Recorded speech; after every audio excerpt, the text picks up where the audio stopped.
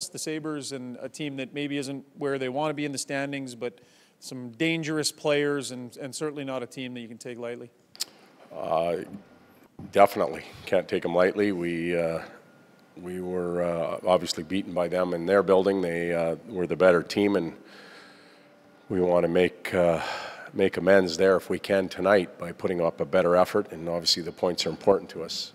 Jack Eichel, Ristolainen, Okposo, I thought those players were dangerous last night when they played against Calgary. Created a number of scoring chances. Ryan O'Reilly in the circle, and very smart, very bright player. We had him at the World Championship. So they've got some quality players, and they're a dangerous team. Just to follow up on Eichel, and I mean, he's got that element to that one-timer. We saw it last night. Makes him dangerous in a few different ways. For your defensemen, I mean, do you want them as close to him as possible? Do you have to respect his speed? How do you play him? Well, he's a skilled player. He can hurt you a lot of different ways. For me, Jack, and having him for a month at the World Cup, he's a great kid. He's a tremendous player. He's got deceptive speed because he's got those long loping strides.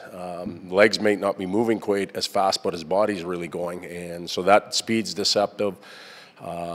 Dangerous release, the one-timer, the ability to change the angle of a shot. So like any team, they have their star players, and we have to respect them and pay attention to them, but it'll be the group as a whole that we'll have to compete against. Todd, there's always talk at this time of year about the dog days of January and February and kind of how the season drags out.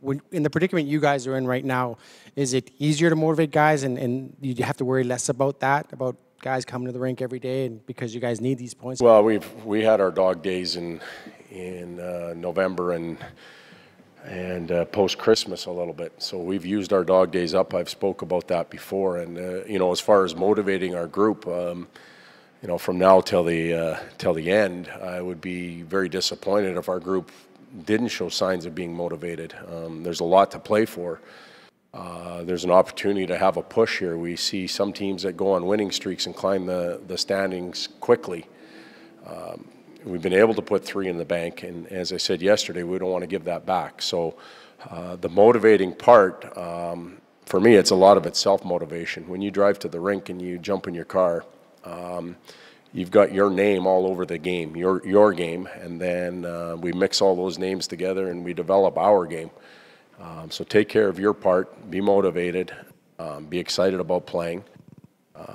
Again, as I said yesterday, we should feel good about ourselves right now in comparison to 2 to 3 weeks ago. So let's capture that and let's keep playing.